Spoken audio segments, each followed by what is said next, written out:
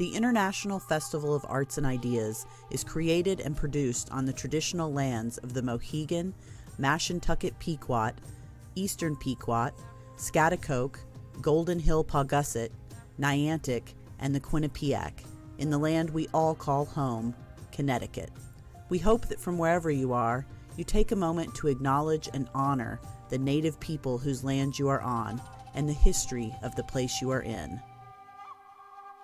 The International Festival of Arts and Ideas stands in solidarity with Black and Brown communities and other groups who are targeted and abused by unjust systems of oppression. We support all movements working to decenter white voices and dismantle white supremacy. We are actively seeking to dismantle systemic racism, and we raise our voices with those in our community who are already engaged in this vital work.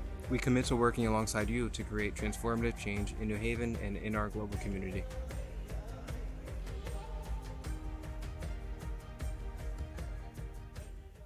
Welcome to the International Festival of Arts and Ideas.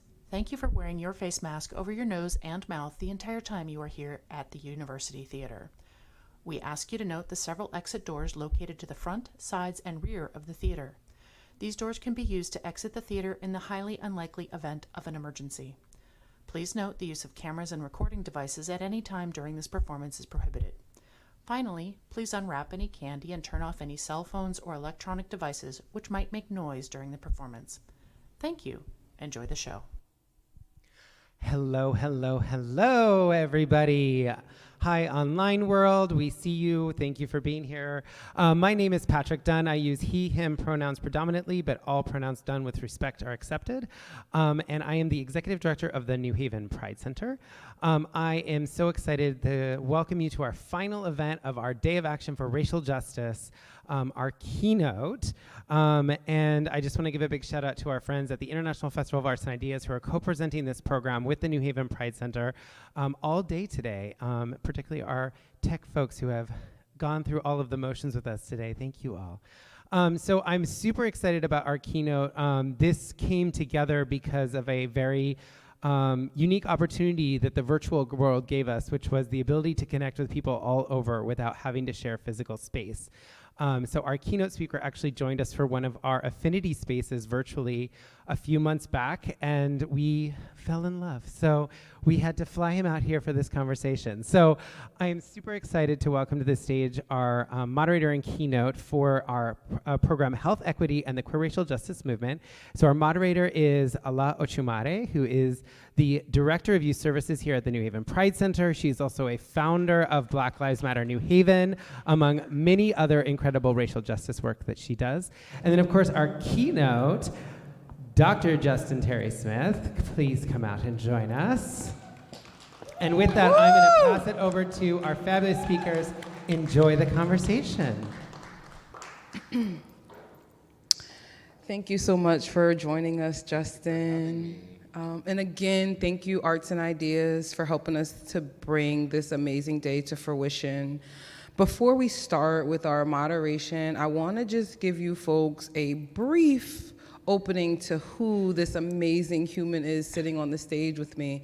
And I'm going to give you a brief opening because I want you to make sure you run to his YouTube page. I want to make sure that you buy his children's books. So I'm going to leave you with bated breath. But tonight we are joined by Dr. Justin B. Terry Smith. DrPH is an Air Force disabled veteran and a recognized HIV/AIDS activist and public health expert. He is also a proud Black, queer Jewish man.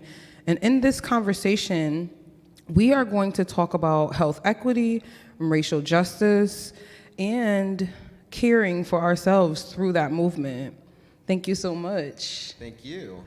And so, with that being said, I'm going to just get right into it. And being that you are an expert from a very beautiful intersection of living, of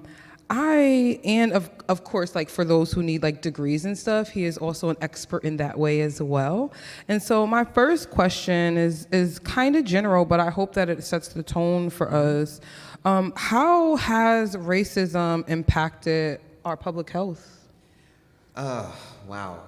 That is a heavy question. Yeah. I mean, if you look back at this country's history, it's not been good. I mean, if you look back at the Tuskegee syphilis experiments where they experimented on African American men, if you look back on the way that we treat our people that are in asylums and things like that, all that is public health. And it's gotten better, of course, but also there are still disparities. I mean, especially being a person of color or being of a minority. I mean, like when you look at women of color especially, when they are in pain, they go to the doctor, it's been proven that they are given less pain meds, they are given less care. When they go to have a concern, it's kind of shushed away and they're like, oh, it's fine, you'll be okay. And of course that pain could be like something of a malignancy or something. And so they really don't get the care that they need. Right. And yes. As a Black queer woman who could give you a diatribe of instances of going to various different doctors of medical care and being told that I didn't have a problem or what the problem that I had was due to me being fat. So experiencing anti-queerness, anti-Blackness, and fat phobia at the same time and still never getting the thing that I need. If it's happening to me, there are millions of folks, just if we keep it national in the United States alone, who are lived in that lived experience. Right. I mean, let's say we talk about abortion, let's do it.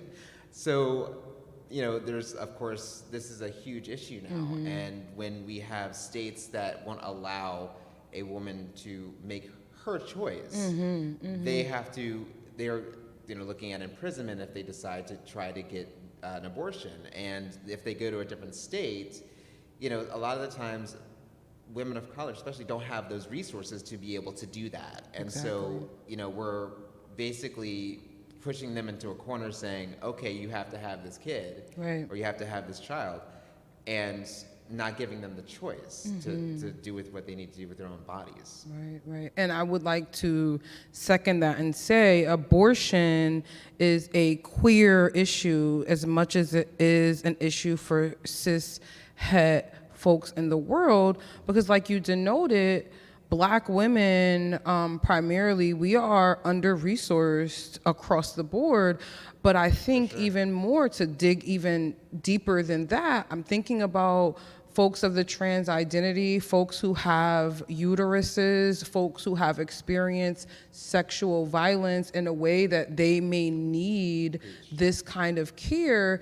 And not only are we making our timeline go back, 67, 70 years, where folks are literally having serious anticipation around, do they use unsafe measures? Right.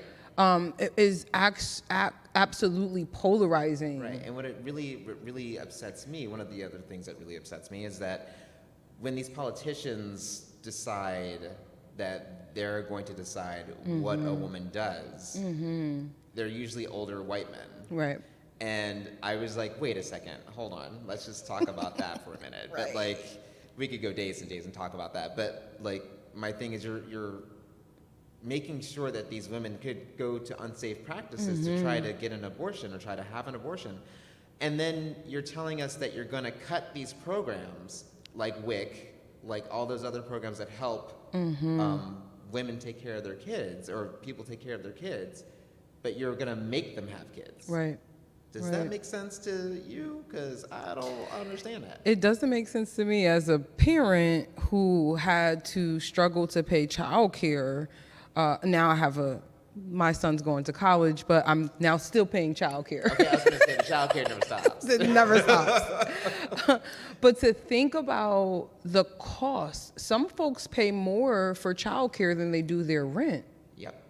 And so for a person who not only does not carry or gestate a child, but also someone who has never been of that particular economic lived experience, making decisions for a multitude of people is definitely a public health crisis. Right, and I'm like, where's the sense? Right. Make it make sense to me. Right, make it make sense. It's the math ain't mathin', as we say.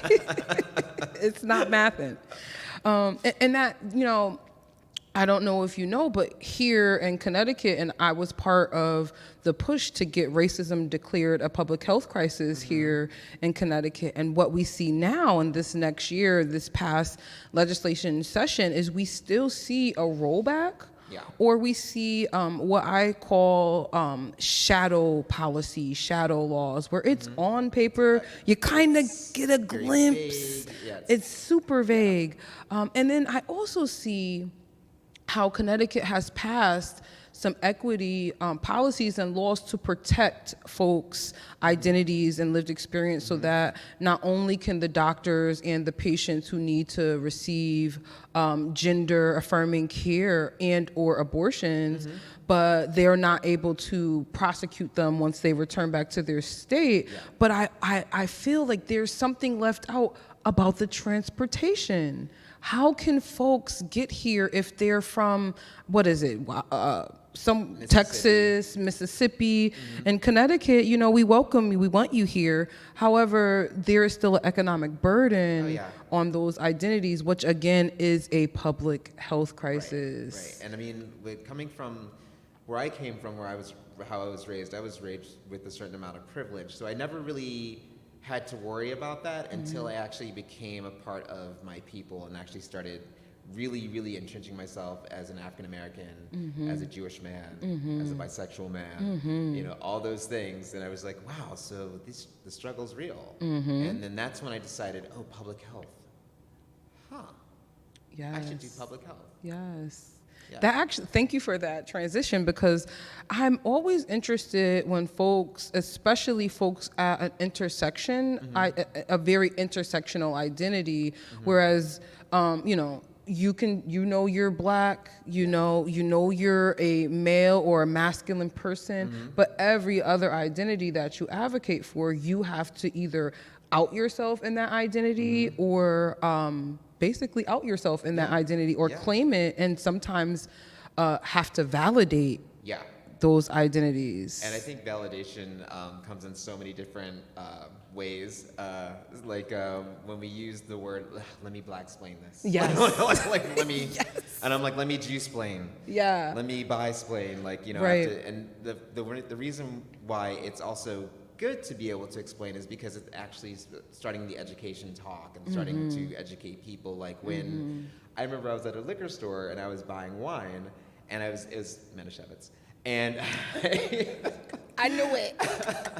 And you know, there's two men in front of me, and the next register over said, "I can take you." And I went over and I said, and the guy said, "Manischewitz." I'm like, yeah, I'm Jewish. It's for Shabbat. And the two guys walked in front of me and walked out, and they didn't know I was right behind them because I only had one thing. And he said, "Yo, man, have you ever seen a Black Jew?" And I said, "I'm sure you have on stage."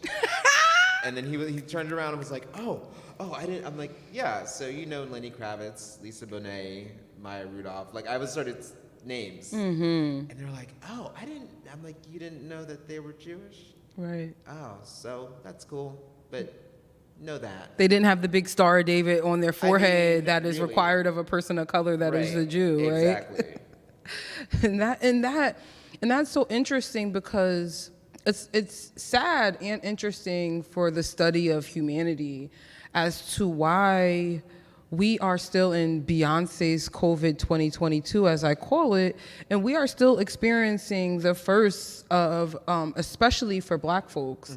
I have met some folks who are Black and Jewish before, but I have never met a Black Jewish bi man before, and who is also an advocate. And so because I'm an advocate and an organizer, there is a certain radicalness and edge to all of those identities and the work that you do when we're like in the fray. Yeah. And so I was exceptionally selfishly excited to meet another Black person, especially someone who is of a different spirituality to me, to learn from. Yeah. But I find that so many people are, how many people have been afraid of your identities and your willingness to like honor and love on them? You know, it's so funny that you say that, because I am very proud of all of my identities. And, you know, I have no problem with saying this is who I am. And if you don't like it, excuse my language, but you can off. Right. Bye. I don't really care. But I will say being bisexual has probably been the hardest out of a lot of my identities, except for being Black. But like, I had to explain to people, they're like, oh, well, aren't you gay? And I said, no. And then they said, well, don't you like men more? I said, yeah, generally, yeah. But that makes you gay. And I said, not necessarily. Right. And I have to explain that being bisexual doesn't mean that it goes 50-50. Right. Like, there's a lot of people that are pansexual. There's a lot of people that are omnisexual. There's a lot of people that are, I mean, it's never set in stone, for me at least.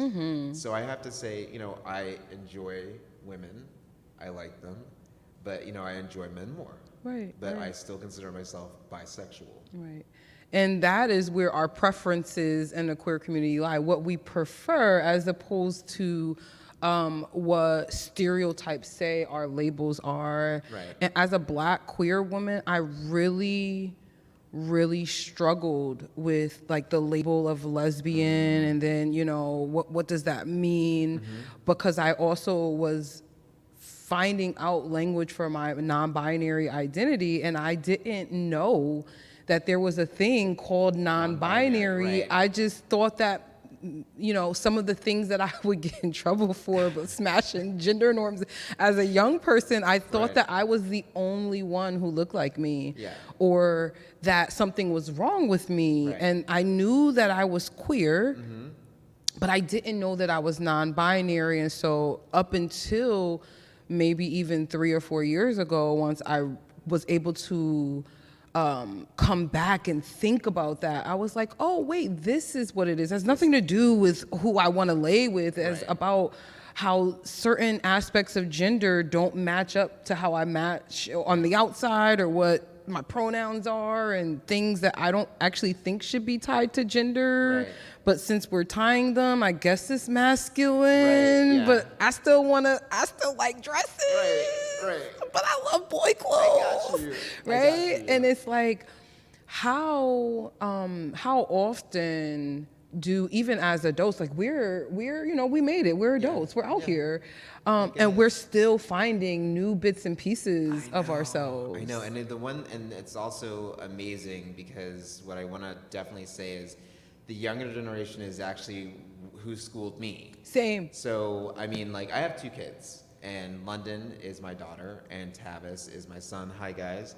And my daughter identifies as trans, and my son identifies as gay. But like, so I've learned so much from her, especially because I did not have really a lot of experience with the trans community. And so she's definitely opened up my eyes about what I shouldn't say, what I shouldn't do, blah, blah, blah, blah, blah. And I do definitely want to thank those guys, those people, my children, so much for giving me the education. I say the same. My birth son identifies as a cis-het male, and my children in our community, my gaybies, are a beautiful diaspora of queerness. And one of my kids taught me the term asexual. Yeah. And it was, we made a queer camp, and we were second day of queer camp, and we were talking about our identities, and they are like affirmed and know who they are. Yeah, and so they were like early. Asexual. And I was like, what is that? And I don't have the ageism thing where I can't ask a young person, like, can you tell me what's going on? Like, I want to make sure that I'm not going to be organized against after I teach you how to organize. Right, exactly. And we had such a beautiful conversation, and I saw a queer spectrum that steps outside of LGBTQ, and we were dealing more with that plus. Yeah. And I was like, oh, hey, that plus side, you know, I get that. I think I might be over here in the plus a little bit, right? And I think that as we get older and, you know, of course, there's going to probably be several more alphabet soup, you know, like from that label is like, wow, okay, so there's going to be something new. There's going to be a new community. There's going to be new this. There's going to be new people, different people. And I really definitely want to reach out to my generation, Generation X, because we're the best. But millennials out here, we're the best. But you know, really, really take the time to open yourself up to learn. Because I've had to like step up to my parents a couple times. Because, you know, yes, the boomers. Sometimes. Hey, boomers. Sometimes I, you know, I gotta gut punch that ass. Right. I'm like, hey, you know, you can't say that. Right. And I've had to tell my older generation saying, please stop putting your heterosexual normatives on me and my husband. Right. Like, this is my husband.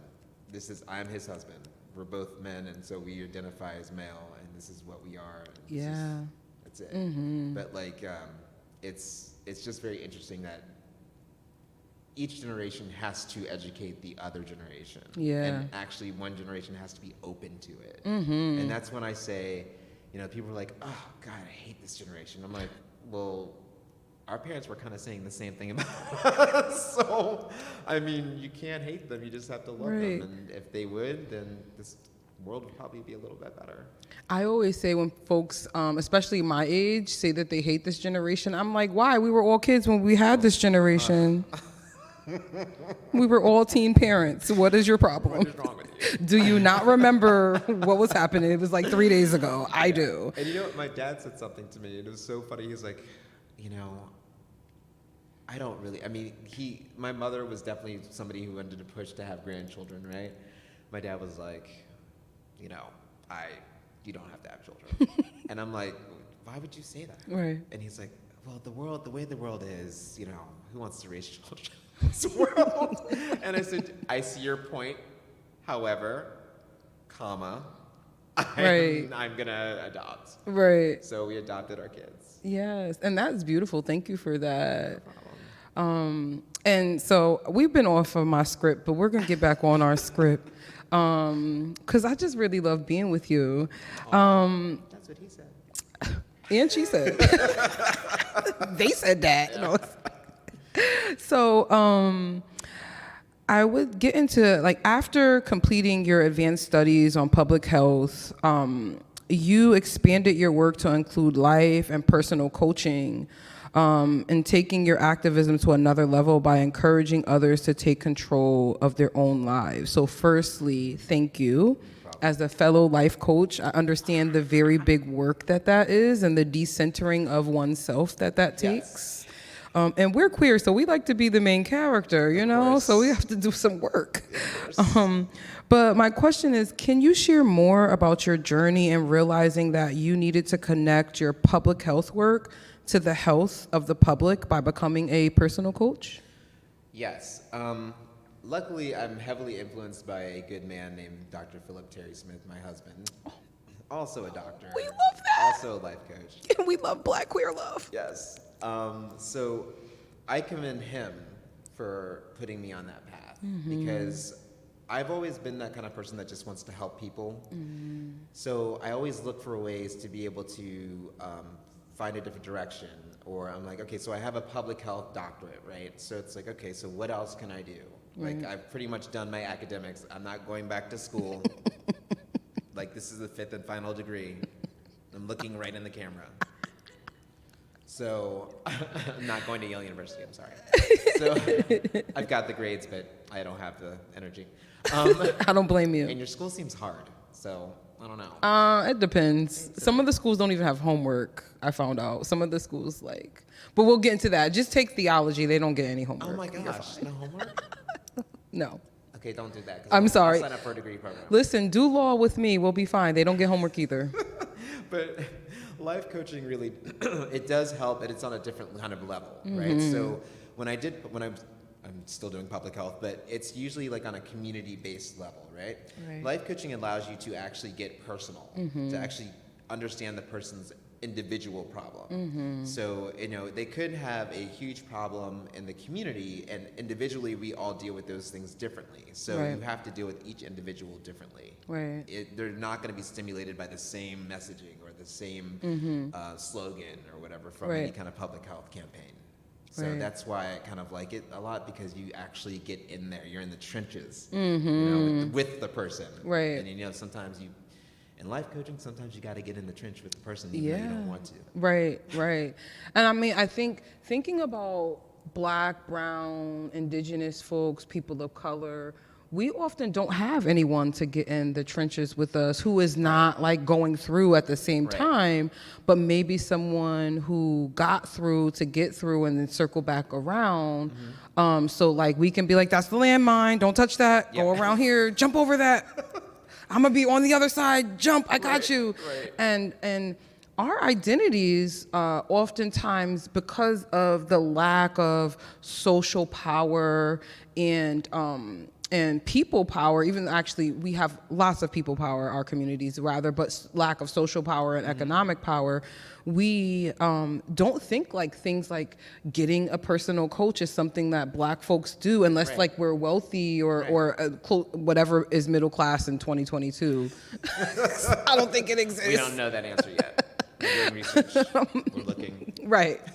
Biden, let us know when you figure it out. Let me know when you want to cancel my student loans. Right. But I find that, so most of my personal coaching is with those communities, and it typically happens to be, especially when I'm working with younger folks, queer folks, and I have a gravitational pull to like the alternative folks in our identity and our spectrums of both Blackness and queerness, and how that matches up. And I'm wondering even if there's just like one coaching thing that you can say to the folks that are listening that are in those identities or match up with some of your identities, like what does it look like to work with someone who can support you in a way that, what does that investment in yourself look like? Honestly, I look at it as a very long-term investment. I mean, for me, the one thing that I do as a coach is I love to get people tools, because they'll use those tools later on in life, and they may have so many different scenarios. They're like, oh, I'm so overwhelmed. And actually, I do have a client that has that happening right now. And I've told her to use this one tool, and she's used it throughout the 4 problems that she had. And she's like, wow, okay, this really works. I'm like, yeah. So just, continue to use this for those kind of problems. Of course, later on she might have a different kind of problem that I might have to help her with. Right. But, and also there's different kinds of coaching. So there's definitely life coaching. There's accountability coaching, which I am a huge advocate for, because I tend to make people accountable. Yes, same. So, but yeah, I think that giving people tools is really a big thing, to be able to do it on their own. Like they don't, there's always going to become a time where the client doesn't need me anymore. Yes. Which is like, oh. It's a beautiful, sad thing. It's also like, great, yeah, I'm happy. And also, I'm a counselor as well. So I'm working on my clinical mental health counselor degree right now. I'm in my first internship, so I only have one more internship to go, and I'm done, and I sit for my exam. But of course, I have to see clients now, and and my husband also is a certified counselor. So it's like, we have our own business, which is Coach Positive. Oh, we love that. So yeah, I had to do that plug. Yes, and I'm gonna have you plug again. Awesome. So we also do counseling and coaching. So I'm more of the coach side of it because I don't have my degree yet. He's more of the counselor side of it. And a thing, I'm not positive, so I don't have that lived experience, but I have had the honor of loving and knowing several folks who are positive and you mean HIV positive? Yes, okay. HIV positive, and most of them are luckily still here today and kicking, and actually some of the most positive people I know. And they attribute it to a combination of peer support and, taking care of their bodies and their health, but realizing that this is not a death sentence. We're not in the president that couldn't even say gay online. We're not in. We're still receiving some of his benefits, but we're still not in that. Yeah, we're not in that time yet. There is still such a unwellness for other folks in other communities that push that on folks, and it is something that is a lot of hard work, I'm sure, for you. Oh yeah, definitely, because you have to push through. I mean, I remember when I was diagnosed in 2005, I literally broke down. My best friend came, we went to the bar, had a couple drinks, and I was like, okay, so his name is Brian. Brian has always been my best friend. He's one of my best friends, and Stephanie as well. And he said, "What are you gonna do now?" And I said, "I guess I'm gonna live. Right. I guess I'm gonna start living, and not just live, but start living." So my whole thing is you have a life. You have a long life. It's up to you to live that life and start living for yourself. Yeah. And take care of yourself, and and 3 years later, they put me on medication, and I didn't quite take to it well. I got jaundice, my eyes turned yellow, it was just horrible. Then they put me on another medication, which was better, softer on my body. And then I came out with Justin's HIV journal. That's on my YouTube page. Yeah. And I said, okay, so I'm gonna have to start medication, so I wanna research this. What other African-American queer men are examples of someone going on medication and recording their life living with HIV? And I said, wow, I don't see any. Right. And I was like, I don't see any. And then I was like, I guess I'm gonna have to be the first, and be a trailblazer and say, okay, because others, then it's kind of funny because then others came out with blogs, with HIV positive blogs, other African American queer men. And I was like, wow, that's amazing. Yes. That is so empowering. Yes. And it's so great but when I look back at the first video, I'm like, gosh, I'm young and stupid. You're still young. No, remember, we're old and dumb now. Oh, that's right. That's right. We're old and dumb now. I totally forgot. We're not young and stupid anymore. We've made it. Yay. Right. Close. I mean, the beginning of middle age, right? Yeah, right. And so my next question, in this country, there is no escape from racism. And this is a quote from your website. Oh boy. And so, in this country, there is no escape from racism. Justin, an HIV activist and Air Force veteran, discovered when even his military uniform couldn't shield him from hate. And I find that so interesting as someone who once upon a time was very, very close to joining the Navy. And a trip to Pensacola made me realize that although I was not visibly queer, I knew I was out with my friends at that point. And I knew that coupled with being Black and a woman, and then someone figuring out that I was queer made me change my mind.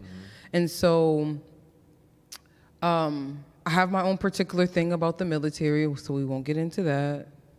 But I find that it still takes so much courage to have intersectional majority minority identities and enter into the armed forces. And so for those of the Black and brown kids and indigenous folks who, no matter what I think, are wanting to and maybe going to join the armed forces who are also queer, is there something that you can share with them, a golden nugget, a Easter egg, or whatever it is that they call them for survival in the armed forces? Well, things are a lot different now than when I was in the military, because I went in under Don't Ask, Don't Tell. And that was, of course, detrimental to all of us that were queer in the military. People knew, that I was queer, but they weren't allowed to ask, and I wasn't allowed to tell them. So it was okay for me being in the Air Force. I'm going to tell you a small story. Yes, I love stories. All right. So I joined the military just like my dad, just like my brother, but they were Army. Sorry. And my uncles definitely are also all branches. My grandmother got a call from her friend, and she asked, like, how your grandbabies doing? My grandmother said, oh, Jared's doing this, and Justin joined the Air Force, and the woman stopped her. She said, wait, Justin joined the Air Force? And yeah, she said, yeah. They don't like queer people. And she started to cry because she was scared for me. So when I joined under Don't Ask, Don't Tell, I knew what I was doing. I knew what I was doing that could be dangerous. But I wanted to serve my country just like everybody else in my family did. My family has fought in every single war this country has ever had, and that to me means a lot. And so I carried the tradition because I wanted to. When I joined the Air Force, everything was great. Basic training was easy to me. I was like athletic, and I was like, yeah, whatever. And then one time I was in the bathroom doing my business, and I got called the N-word. And I said, who is that? And they ran out of the bathroom. So I didn't even get to catch who it was, but it happened. And then also I was at a club, and I was asked by who I thought was a friend to go to dinner or go to Denny's after, because after the club, you go get something. You gotta go get some food. Right. Grease in your tummy. Right. And so he said, okay, let me go by my house and pick up money. And of course, me being so young, I was 21, and being kind of naive, I didn't think, why would you need to go home and get money? Weren't you just at the club spending money? I didn't even think about it, so you just said that. I was like, what was I doing? And he drove him to his house. He went into his house, came back out, and he ended up raping me in my car. Wow. And because of that experience, I didn't say anything. I was very private about it. I don't think I've told a lot of people. Now everybody knows. So my thing is that because of Don't Ask, Don't Tell, I could not say anything. I didn't feel empowered to speak on it. Because if I would have said something to my higher-ups, they would have said, well, what are you doing in the gay club? How do you know this person? What were you thinking? It would have been a whole investigation, and I would have been kicked out without any benefits, and I was not going to let that happen. Right. So I went to the, I'm a part of a project called Serve with Pride. It's a film, it's a documentary. It highlights military veterans who served under Don't Ask, Don't Tell. I'm also a producer of that documentary. We're looking for donations, so servewithpridefilm.com should be there. But that empowered me to go back into my military record. And when I went to the Disabled American Veterans Association, they said, this happened to you? I said, yeah. Go through your military medical record and see if you've mentioned it at all to any psychologist or anything. And the second to last page, as me and my husband were looking through it, it said patient presents that he was attacked in Washington, D.C., went to Howard University Hospital for treatment, and then went to the base hospital for an STD check. So I had to find a 20-year-old police report. Wow. I had to find a 20-year-old rape kit. And then I had a witness write a statement who was there with me at the police department and at the hospital, holding my hand throughout the rape kit, which is a very painful experience. And I found those things. And they said, okay, we're going to file what's called MST, which is military sexual trauma. And right now they're looking at my record to see if they can give me disability for that. Wow, that's so, and there is nowhere in the world that queer folks are not on the receiving end of violence from folks who are in denial or in the closet or full of hate, because sometimes these things they're not secret gays, and they're not, this has nothing to do with their identities, but rather their lack of morals and, the power over that, oppressed people and abused people exhibit on other folks. And so it is a scary thing to think about how policy, getting back to how, things, racism, anti-queerness, both together and separate being public health crisis, how there are so many folks who are unable to get help for the trauma that they have faced, and all sexual abuse isn't, or abuse on queer bodies is not always sexual. However, it is just as traumatic in different ways and all the things. And so the fact that there are still policies that no, don't ask, don't tell, but if folks are in the military now and they're trying to get support for those things, I mean, we can just be talking about cishet women who are experiencing rape and disappearance and murders in the military, and extreme rates, and rates that we don't really know because they don't have to tell us that information. And, after years, we find out later, much like you were doing in reclaiming your time and your space.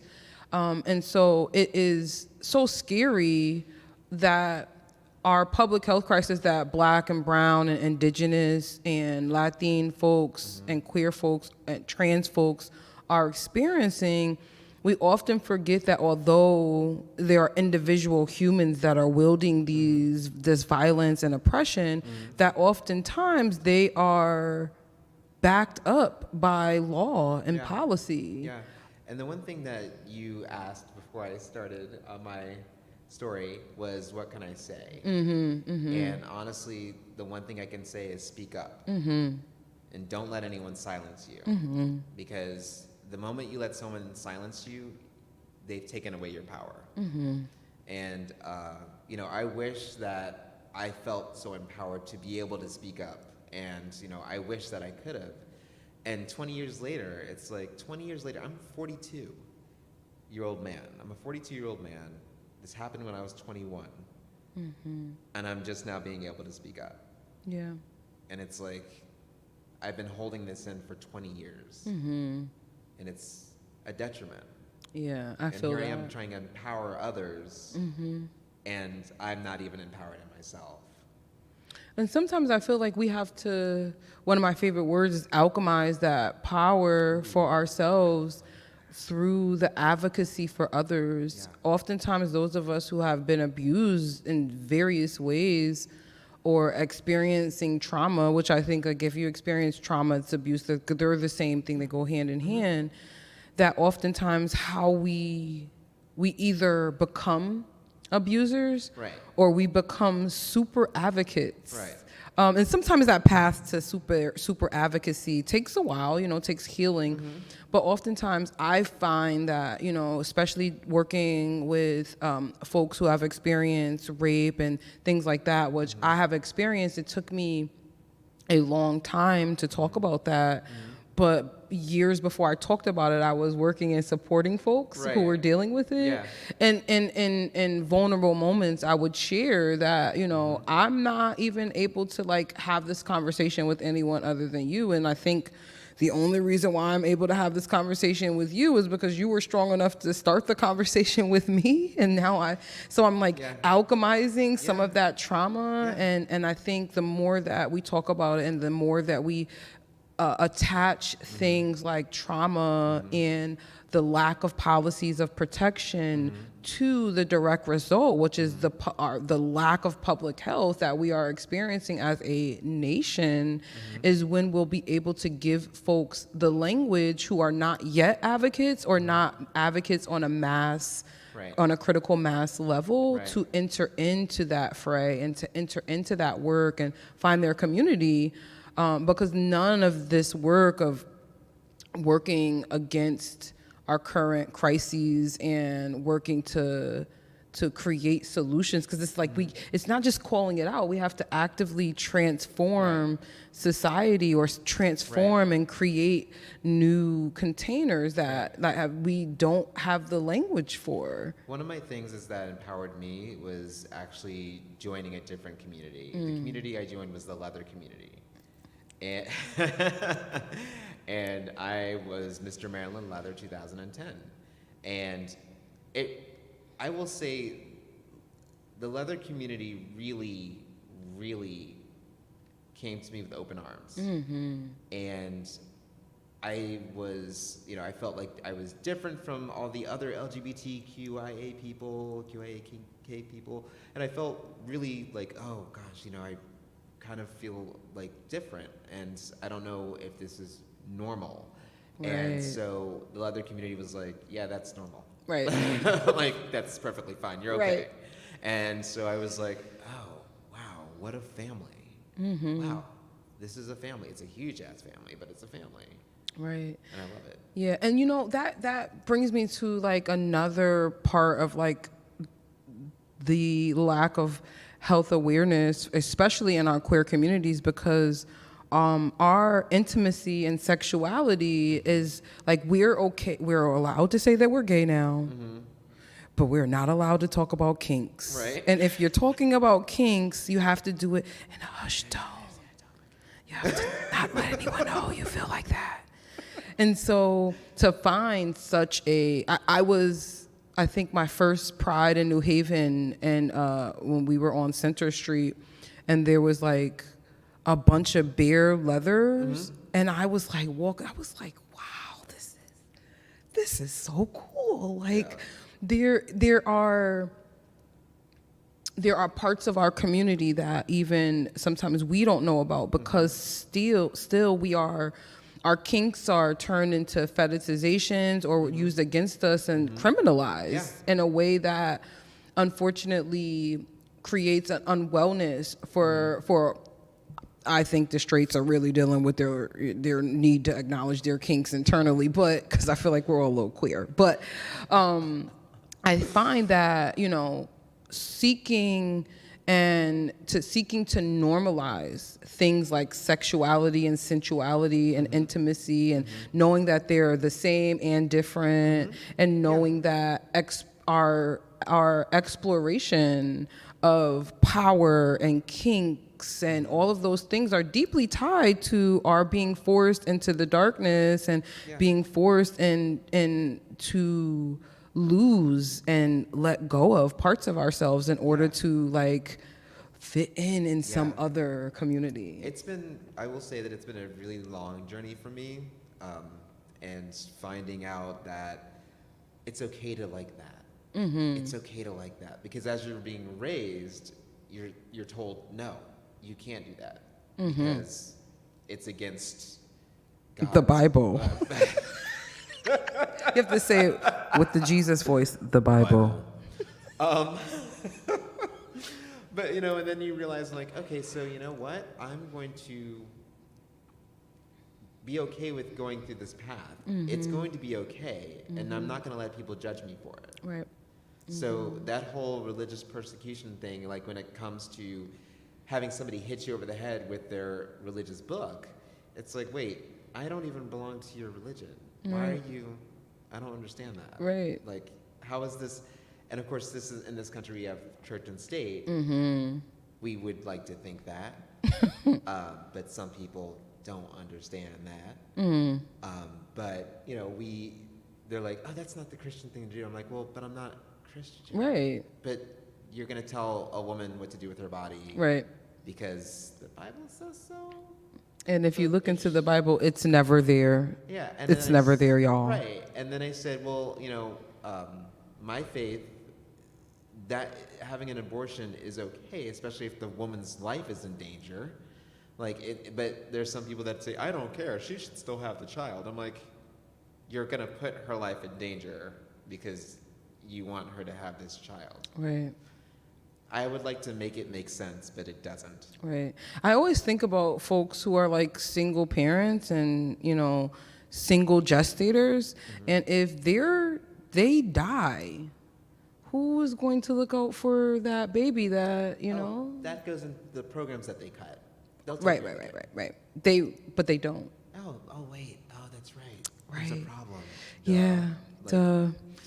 I want to pivot really quickly because I want to make sure that we make space to talk about your children's book. And your children's book is called I Have a Secret. Make sure that you go out and buy it anywhere but Amazon. And if you can't find it anywhere else, contact Justin's website. He'll let you know what publisher. That would be justinterrysmith.com. Ashe. justinterrysmith.com.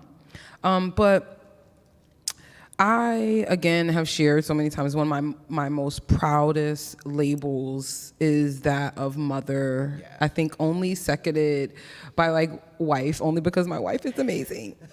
Before that, I was like, nah.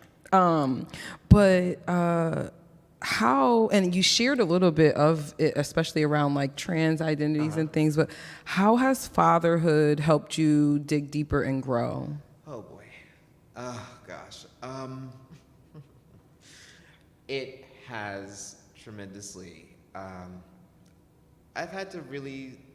I'm what they would call an emotionless person. Like I don't have emotions when it comes to discipline, and when it comes to like I just don't. I just can't. My children pull that out of me. They make me want to be a better person. So it's like, So it's like, you know, when my child comes to me and says, Dad, I have a problem. I'm like, oh, shit. Right. Like, what is it now? Right. But like now, of course, I can't say that, but like, oh my gosh, this person needs me. There's a person that can't live without me. I have to live for this person. And then, you know, we had 2, and I was like, okay, this is enough. Interesting and enough. Interesting and enough. I mean, I actually wanted 3, and Dr. Philip Terry Smith told me no. I said okay. And I didn't have 3 children, I had 2. But How old are your kids, if you don't mind? they are 25 and 24. Oh, yeah. So you have now officially entered into the beginning. Oh, you're at the stage where I am with my mom. Wait. Where we become even more needier, but it's like I want to assert my adulthood. Somewhat. So I need you to help me, but then don't tell me what to do. Right. Help me, but don't let me know that you're helping me. But I'm only going to tell you after it's the last minute and the project's still due. Exactly. Hey, Dad, I need like $20. Oh, really? And this is, of course, when they were in high school. We're going on a field trip. I'm like, oh, so you need $20 for the field trip? Yeah. Okay, $20 for a field trip. Who does that? I'm like, who needs $20? You need more money than that. So where's this field trip? Oh, we're going to, I'm like, what teacher's going to go with you? Because I need to know. Right. Oh, well, I mean, are they asking for chaperones? So, of course, when you start asking questions, that's when they're like, I don't need the $20 anymore. Right. Because you're lying? Okay, got it. Right. Understood. And, or was an after-school field trip and there's no adults at it? Okay, cool. Right, exactly. Thank you. I was like, so where's this field trip? Is it underneath the bridge where you and your friends smoke? Right. How did you know? I'm like, Daddy knows everything. Yes. I know everything. That is a testament to all the young folks watching. We know everything. Yeah, I have a theory about that, though. But we know nothing at all, actually. We know everything and nothing at the same time. Everything. That's the point. Exactly. Right? I have a story about that. Like, I think if you were a kid, right? Say, well, I'm not going to say your age. It's like I'm going to be 38 in August. Nice. I'm proud. Awesome. So, like, when you were a kid, were you that extra goody two-shoes kid, or were you the bad kid? I was the direct middle of that. Like, I was good until I didn't want to be. And then my mother would be like, and the older, you know what it was? I think I used to be like a kind of people pleaser. And then when I started but my mother said it started when I was like 4. So I only people pleased for 4 years. And then I started to advocate and organize against her from that. I've been an organizer since I've been like 4. That's funny. But yeah, I was like, always, those are the ways that I'm binary. Like, I'm either like totally with it, or totally against it. And then, you know, I find that there's a spectrum when it comes to like humanity and identities and things. But when I was a young person, you just would never know. You'd be like, we're not doing that. And I'm like, okay, we're not doing it. 3 days later, I'm doing it. Yeah, I was not good. My dad probably took away my privileges probably every week of my life. Still sometimes does. But I'm 42 years old, okay? But like, so I was that kid, but then, so when you start having kids and you've already been that bad child, right? When you have kids and then they start trying to be bad, you catch them. Right. Because you already know where their head is at. You already know what they're thinking. Like, yes. I remember my daughter, she snuck out and, this was dumb of her. This is really stupid. You have an alarm on the house, and she opened the back door, and it went beep beep, and I guess she thought it was so late that I was asleep, and when you're a parent, you just don't sleep. It's just a thing. It's done. You just don't. And I heard it, I was like, is she trying to... And then I kind of went and looked over at my window, and there she is, jumping over the fence. And I was like, oh, you know what? Okay, all right, since you want to do that, I'm gonna lock the door. I knew you were gonna say that. I locked the door. She's like, and I can hear her struggling. Like, I was like, 'cause I waited like 2 hours for her, because, you know, I'm my dad. Right. So she's struggling, and I'm like, and I come downstairs, and I said, what's wrong? And she's like, can you? I'm like, oh, no. No. And she said, what? And I was like, no. And then, so what I did was I said, girl, go around back, go around the front, you know, jump over the fence again. Right. And go around to the front. Mm-hmm. And then she came to the door. I said, so, where have you been? You smell interesting. Not weed. I was like, you smell interesting. She's like, yeah. I'm like, where were you? And she's like, well, I was with friends. I'm like, you have no friends. Where were you? Like, and of course she does have friends. But right. Trying to, through my anger, trying to put in humor. But she said, I was at the neighbor's house and blah, blah. Oh, which neighbor? Right. It's 1 o'clock in the morning. Right. So I go to the neighbor's house at 1 o'clock in the morning because since I'm up, you have to be up because our kids are stupid. So I knocked on the door and she's like, hello, Justin, what? So London would like to tell you something.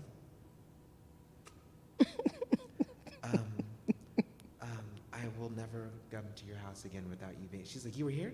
I was like, oh no. Where's your kid? See, I'm the kind of mom that would have left the door unlocked, but like has the black, like everything's black. So as soon as he's like, he's halfway and he's like, oh, yeah, she's not up. And then I'm like, so where were you? Yeah.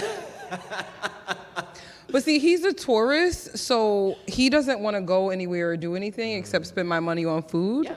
So he would run out. If anything, he'd be like coming in with Burger King bags, and I'm like, "Sir, why are you eating Burger King at 4 o'clock in the morning? What's wrong with you? What is going on, sir? Why is right? this? Like, are you trying to have high cholesterol before you're 25? I have, there's plenty of things that we have to pick our battles for, right? So I have one rule: you can eat anything you want. Mm-hmm. You can eat anything you want, anything that your allowance can pay for. Mm-hmm. But you don't bring Chick-fil-A in this house. Oh yeah. And then he was, and my son's like, he's a Chick-fil-A, like. Mine addict. too. And I was just like, he's coming in. I'm like, what is that? He's like, oh, I stopped and got some Chick-fil-A. I said, you're gonna stop outside and eat your Chick-fil-A. My son literally has stood in the hallway. Yeah. And stuffed down a whole Chick-fil-A meal before entering the house. Right. And I said, it's fine. I said, you are going to step outside of my house, and you're going to eat it on the curb. Right. And he tried a second time, and I saw him. I already clocked it when he was walking with his friends, and he got to the door, and I was there at the door. I'm like, Right. Is that trash? And you can't even bring the trash in my house. And he said, I know. I know. And I said, you know where to eat it, right? Yeah. And his friends were like, what's wrong? Like, my dad won't let me eat Chick-fil-A in the house. I'm like, yeah, I won't. So, go ahead. I call it the Michael Jackson voice when it gets really low. Yes, I know. I didn't do my homework. No, I didn't do it. And you don't really get any eyesight. Right. My son is just like, he gets like, and he's a Taurus, so he can either be like super up or super down. But like, he'll be in the middle of up, and I'm like, did you clean your bathroom? No, I didn't clean my bathroom. I'm like, totally what did you say? Yeah, my children, what I love about them is they make me think differently. Mm-hmm. Like, they make me, like, and so it's not even an option of wanting to. Right. It's they make me. Like I mean, they test me to see how far I'll go. They don't anymore because they know I'm crazy. I'm the crazy parent. My husband's. I'm the crazy parent too. He's the good cop and I'm the bad cop. I'm the good and bad cop and the crazy parent. Yeah. Oh, my wow. wife is just. That's a great combo. Yeah, she's just like. Actually, no, he did take out the trash after I yelled for 20 minutes and stopped. No one does anything in here. Rah, rah, rah, rah, rah. Oh, knocking stuff over. Then she'll be like, he took it out 2 hours ago. I'll tell you a really cute story. So I had to go get my son, and he knows where I had to get him from. But we're not going to embarrass him too much. Just a little bit. Until now. So I had to go, and I was like, what are you doing? Like, of course, I said, get in the car. Like, I was like, of course. And, you know, when I realized that as a parent, you know, you realize the first time when you have to leave work to get your kid. Oh, no. I'm like, my parents were this pissed off at me? Like, shit. Sorry. No, you're fine. I was like, they were this pissed off at me? And I'm like, man, because I'm pretty pissed. Right. And, of course, yeah, I had to drive from my work to get him. 45-minute drive. Oh, wow. That was the worst for him. I was not. Of course, and as you get closer to the destination, you just get more pissed off. Yes. And then you just think about what you're going to do to them, and you realize you go to jail for murder, and you can't do that. Or, you know, CPS could get called on you, right. And that's bad. So I, you know, didn't do that. Obviously, I'm here and not in jail, so yay me. So I picked him up, and I want to get in the car now. And then, like, the police person was like, are you okay? I'm like, I'm fine. And he's like, I'm talking to Tavis. I was like, oh, you're talking? No, he's fine. He's fine. He's going to be real fine. Like, I was like so mad. And then, so Tavis's MO is to not speak. And if you're a parent, the worst thing that you could have is your child not speak when you ask them a question. Oh, mine does it too. I get oh my gosh. So pissed. And my son is a Capricorn just like me. Oh. So we get each other, but I'm like, if I ask you a question, you need to ask a question. So, because you start talking to your teeth. So we got to the house. I said, you know what?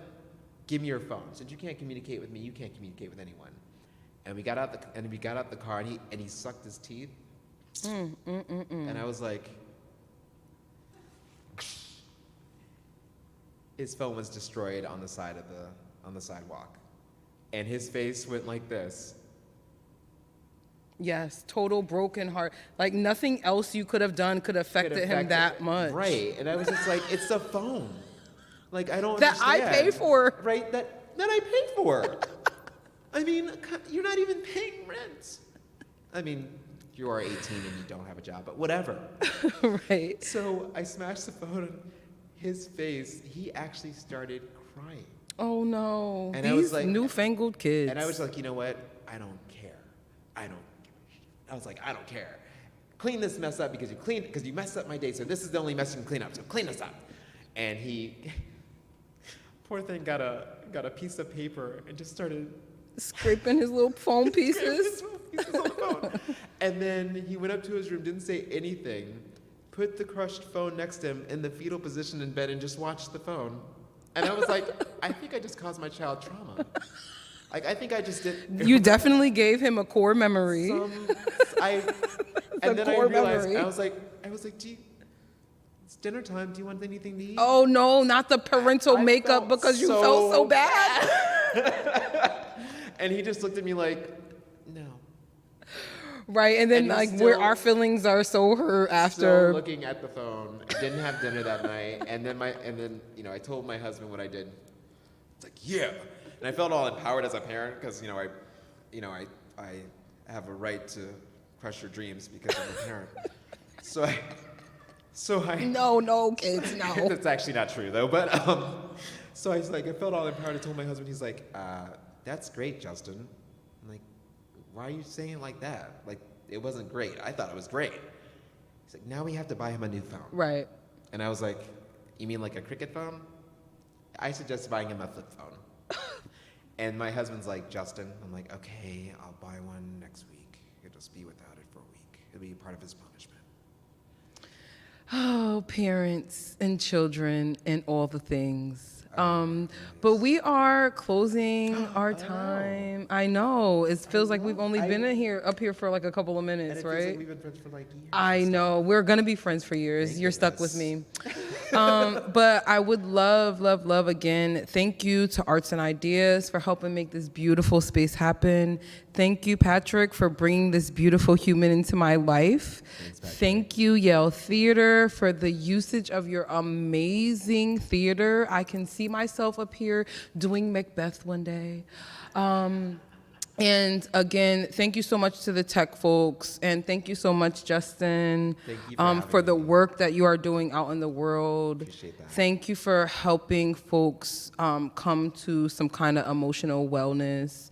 And again, where can folks find you? What's your email again? Well, they can find my website. It's www.justinterrysmith.com. They can find our coaching and counseling practice from my website, and also my books will be there too.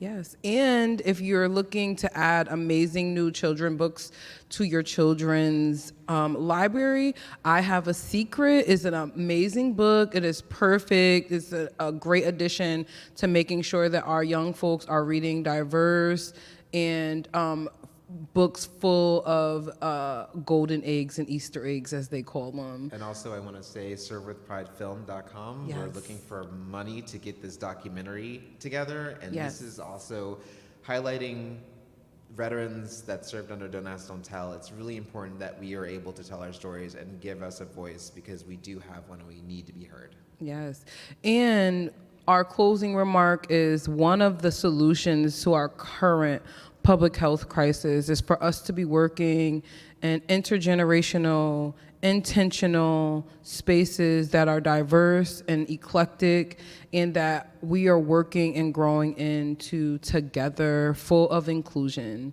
So thank you so much. Follow us on all the social medias, New Haven Pride Center.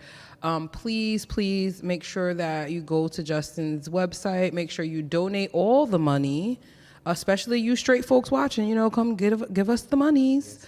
Yes, and thank you so much for everyone who is watching and joining in on the virtual world. We love you. Have a good day. Thank you, Ala. I'm just going to do the last remarks. But to echo Ala, thank you, Justin, for being here and flying all the way from New Mexico to be here with us on a red eye, nonetheless. Oh the worst kind of flight. But again, thank you, Ala. Ala is many things at the center, including our Director of Youth Services. Ala was also one of the curators of today's program, so working from dawn till dusk to put this together. So thank you, Ala, for all that you do in our community. Thank you, Patrick, for all you do. Again, I'm Patrick with the New Haven Pride Center. Big thank you to Arts and Ideas.